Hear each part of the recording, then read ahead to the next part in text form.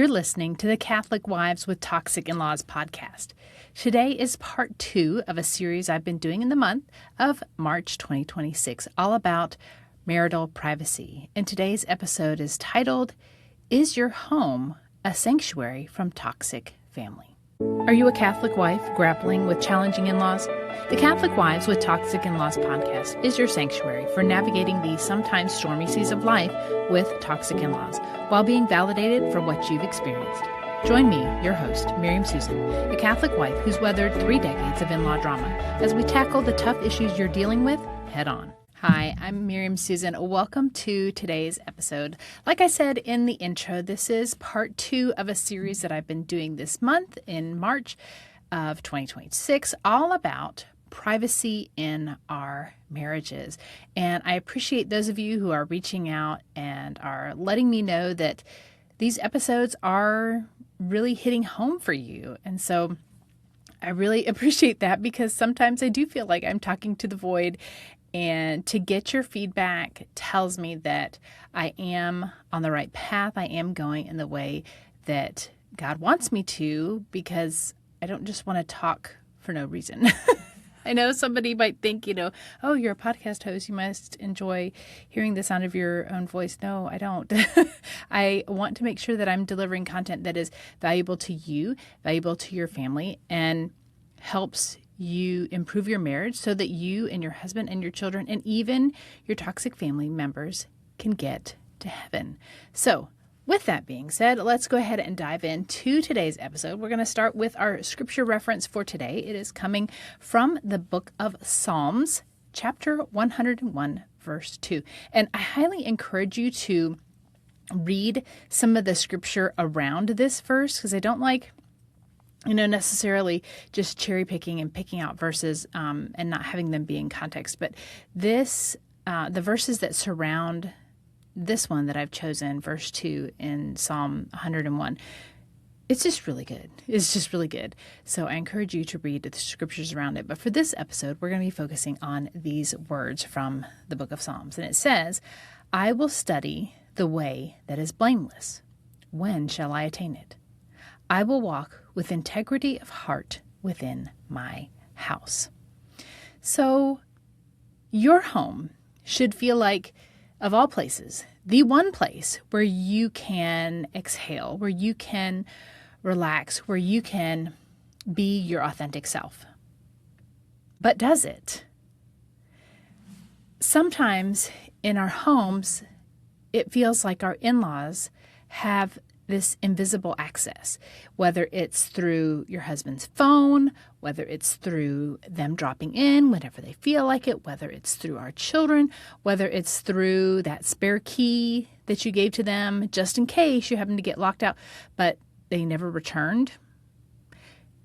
That is a very valid feeling, to feel like your home doesn't fully belong to you and to your immediate family.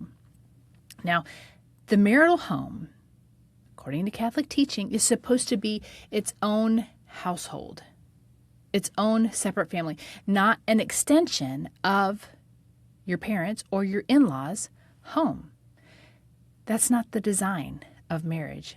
Marriage does not mean that when you marry your husband that you now become an extension of your husband's family, or when your husband marries you that he becomes an extension of your family of origin. No, we become a separate family. But sometimes our physical homes feel like they are an extension of our in-laws.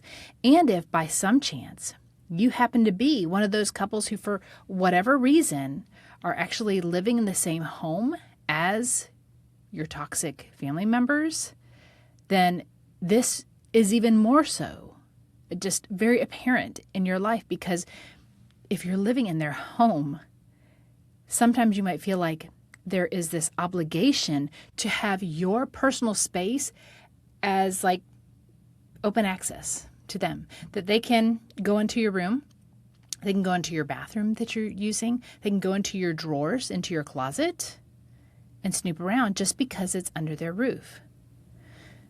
And that's where some boundaries have to come in. That's where you and your husband have to assert your autonomy, even in a situation where your physical home is not autonomous. But you can say, Mom and Dad, if we're going to live here under your roof, we have to have our own private space where you don't come in. And I will validate that that would be extremely difficult, but is also extremely necessary. And if your parents or your in-laws were healthy, because sometimes we can, justify in our minds, like, well, it's their house and they have a right, and even their furniture, this is theirs and they have a right. Let's flip it the other way.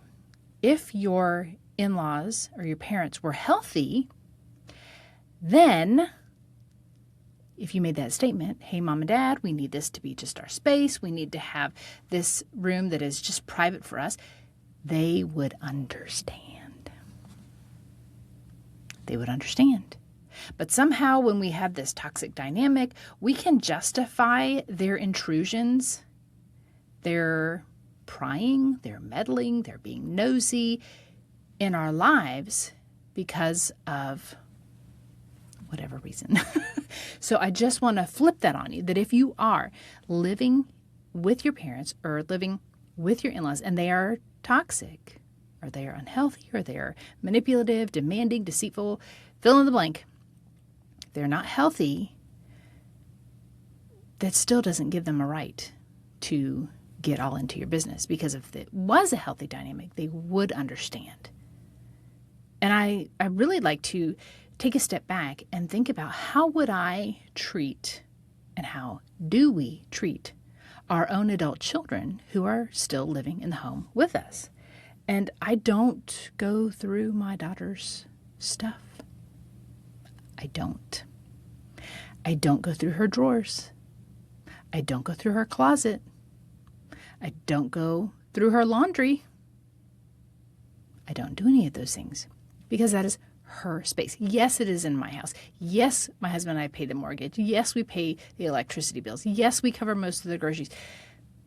But that's their personal space. And it is a violation of them as an autonomous human being, even if they're still living under our house, even if they're still living under our roof, to go in and go through all their stuff. That's not what a healthy relationship looks like. Now, if my daughter calls me and says, hey, Mom, I need you to go through and I need you to find XYZ in my dresser. Can you send me a picture of this document, whatever? Yes, then I'll do it then. But otherwise, I don't.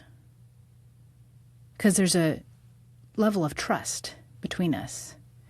And that's not really there with a toxic family dynamic. So, getting way off track, way off my outline. So let me come back to the topic that we're discussing today about our home being a sanctuary. Now, I just want you to notice these things. I can't tell you how to fix it, but you can't fix something unless you notice that something's wrong. So the first thing I want to talk about is physical access. Do your toxic family members have a key to your home? Do they drop by unannounced? Are you always expected to be available whenever they show up? That is a level of physical access that you're going to have to deal with and address if you don't want that. And chances are, if they're toxic, you don't want that. Now, with a healthy relationship, even still, you might want some boundaries in place.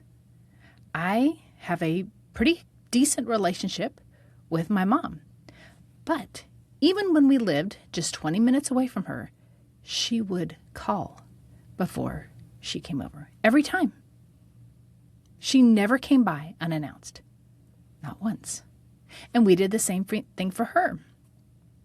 And when we lived close to my husband's grandparents, and this was a while ago, this was 2008, 9, 10, that time range. I remember one instance specifically where I had been out with all my girls and they were young at the time. The youngest, if it was 2008, my youngest would have been 2 or 3. And one of my girls needed to go to the bathroom. And I had already gone shopping. Everything was already loaded in the car. Everybody was already in their car seats. And that's when the announcement came that she needed to go potty. And so my husband's grandparents were just like 3 or 4 minutes away. And I knew that we could probably stop there. And so I called first. I called because that is the courteous thing to do. Now, I know not everybody does that. I know not everybody, has that kind of relationship with their family members. But if you have a relationship that is not on the best terms, then I would highly suggest that you start putting these boundaries in place and say, you know what, we'll try to be available when you come by, but we need some notice first. We need you to call. We need you to send a text. And if we don't answer, then that means maybe we're not available. And these are hard conversations if you've never had them before.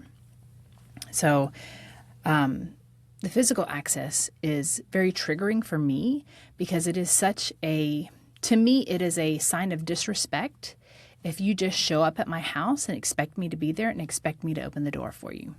It's very disrespectful to me because it means that you're not honoring anything that I'm doing in my house, anything that I'm doing with my family, and you expect me to drop what I'm doing to entertain you. So I personally find it very disrespectful. Now, what about emotional access within our homes? Does your husband process the stress going on in your family, the stress going on with your marriage by calling his parents? Does he seek his parents' input on decisions that belong just between you two? That is when our home is no longer a sanctuary. If your husband is inviting in input from somebody outside of your family. And now is a perfect time for me to bring out my visual of the proper order of a Catholic family. Again, God is at the center, your spouse is second, your children are third, and then look at all this. Everything on the outside is on the outside. And so if you have parents coming in here, it starts to create disorder. Same thing with friends, same thing with in-laws, acquaintances, parish members, anybody else. If your husband is seeking their input for decisions that, just belong in this circle, then you start to have issues. And usually it's issues of trust, because you can't trust that the things that y'all are talking about are just going to stay inside this circle with just you and your spouse, and praying about it with God, to God, and asking for his wisdom. And then for any children, if you have older children, you might involve them in decisions, but that's not really where mom and dad come in, unless you both agree together to seek their input. And that's the key. You need to, be in agreement that you both want to find out what your in-laws or your parents think about a certain thing.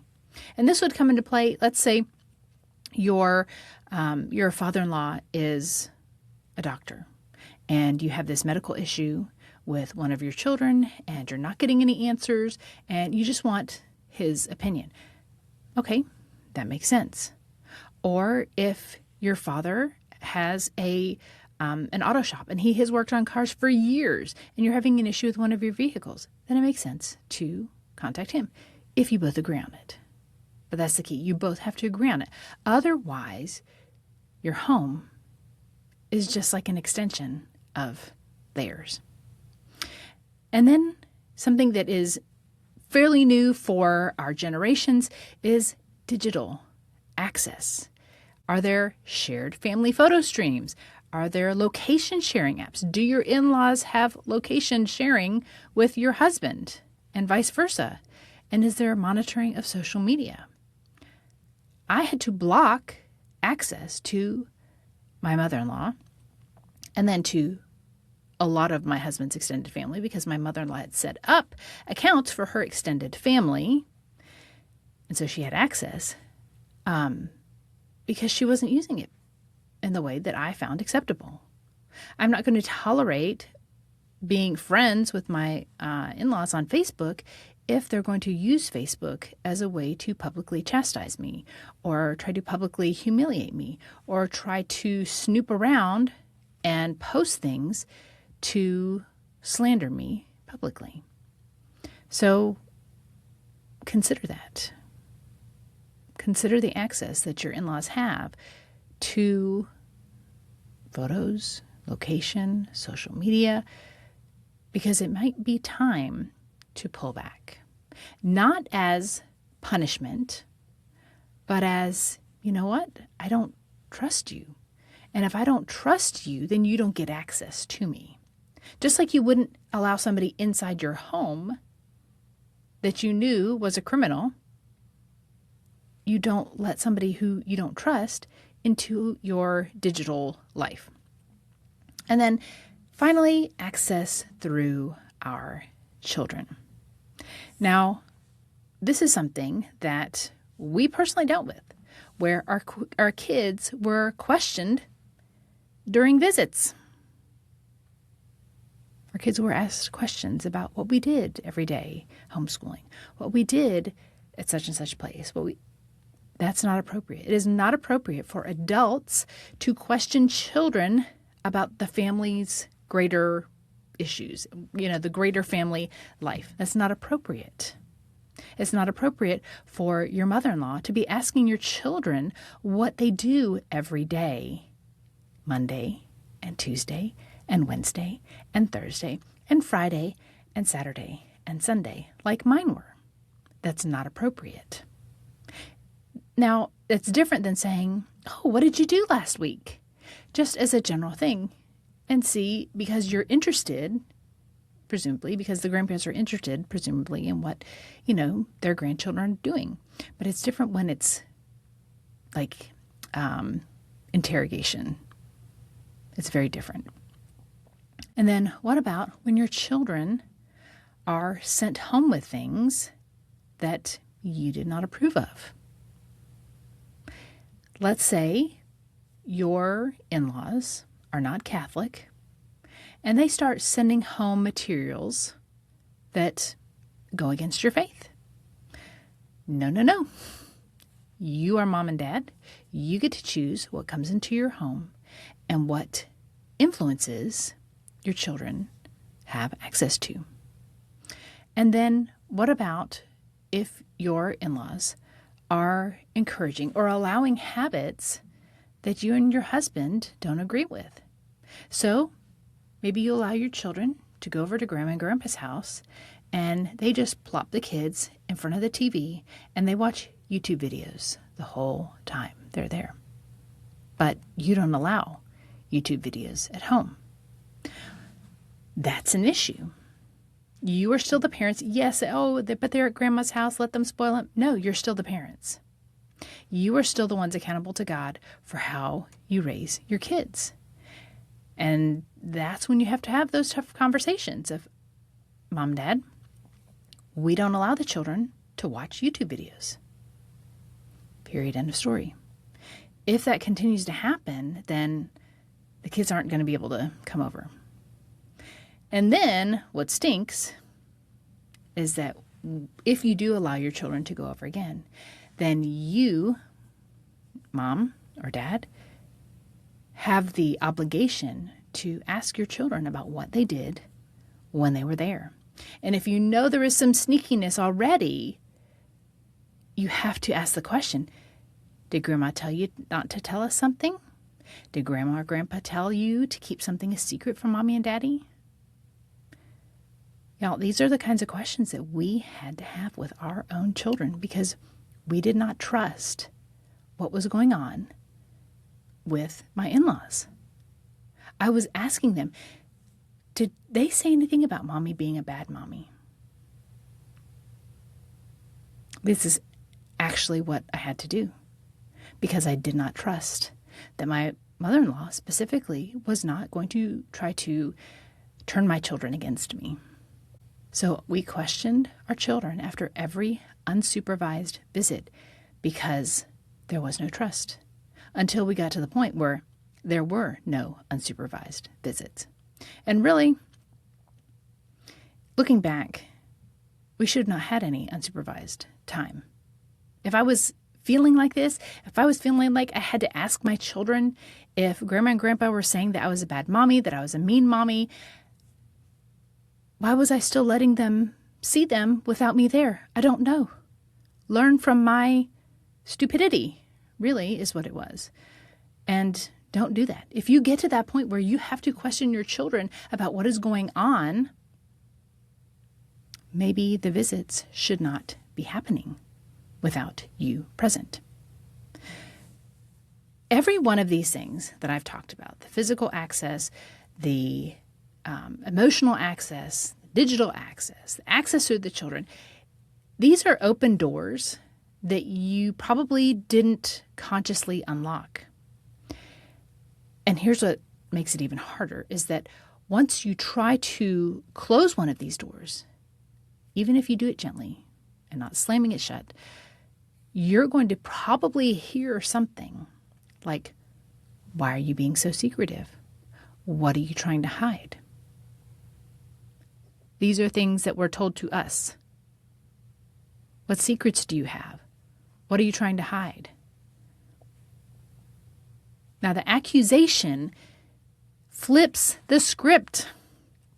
You're not hiding anything. You are simply trying to have a normal private life inside your own family, inside your own marriage. But now all of a sudden you are on the defensive because your toxic family members are making accusations. And then you find that you are trying to explain yourself and to prove your innocence, when that's really not what it's all about. And that is no accident. Toxic in-laws will try to flip the script so that you are put on defensive, so that you start to look crazy, so that you start to explode, and then they can say, see, she's mentally unstable. You see how she blew up over something? I was just asking her a simple question, and she blew up and she went all crazy. Because when you get to that point, you do feel like you are going crazy because it's just so much. It's just so much. And there's actually a current case that is being heard in Rhode Island about grandparents' rights. And what's very striking to me is that the in-laws, which, I mean, obviously I don't know everything that's been said. I don't know the whole entire case. But it appears on the surface that the in-laws are highly toxic. They were caught drugging their granddaughter after her mom had passed away. And the toxic in-laws are saying that the dad, their son-in-law, has been aggressive, loud, verbally, probably not too kind in his words. And that is a classic trap of toxic people, is that they will push you to the edge and then blame you when you scramble to come back from the edge. So they will push you and they will push you and they will make things escalate until you do explode. And then they go, see, you take a step back and say, see, you are the crazy one. We are just asking a question. And here you are getting explosive and calling names. And they do it on purpose.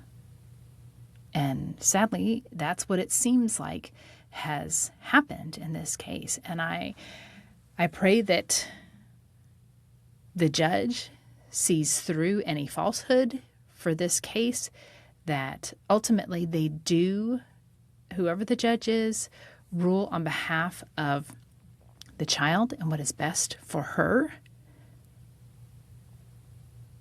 But it's scary to think about these kinds of cases, and they're saying that this could go to the Supreme Court. And it honestly makes me very thankful that my husband and I acted in the timeline and in the ways that we did to protect our family. Toxic people will do whatever it takes to achieve their end goal. A lot of times. Not always, because there is a range, there's a scale of toxicity, of abuse, of manipulation, of deceit, control, whatever you want to call it. But on the very worst end, they truly will believe that the end justifies the means, and they will do whatever it takes to get access to their grandchildren, even if it means lying about a son-in-law who is protecting his daughter from a toxic influence. And like I said, I don't know if that's the case in this specific instance, but that's just what it seems like on the surface. Now, again, going back, I'm getting off topic today. Please, you'll just have to forgive me. Just so many things are coming to mind as I'm going through my outline. So let's bring it back to Psalm 101, verse 2. Now, the psalmist speaks about walking with integrity in his own house. And there is a reason that the home is named as a specific intentional space, because the household isn't just the four walls, right? It isn't just the walls and the roof and the art. That's not it. It is a unit with its own integrity. Now, the church's teaching on the domestic church, Ecclesia Domestica, from the Catechism, chapter 1655, says that the family home is a place of formation, of prayer and protection, and it is meant to be set apart. Now, your instinct to protect the boundaries of your home is rooted in something real and theological. It's not just your personal preference. This is how it's designed. Now, I want to close with a question. If your home is the domestic church, a sacred space, who has the keys to it that you didn't give them? Who has the keys? Who has access to your domestic church? If you're listening to this podcast, it's probably your toxic family members. Now, if this resonates with you, I want to invite you to the Catholic Wives Plus Toxic In-Laws community at toxicinlaws.com. Again, no dashes, just toxicinlaws.com, where you will find other women who they understand.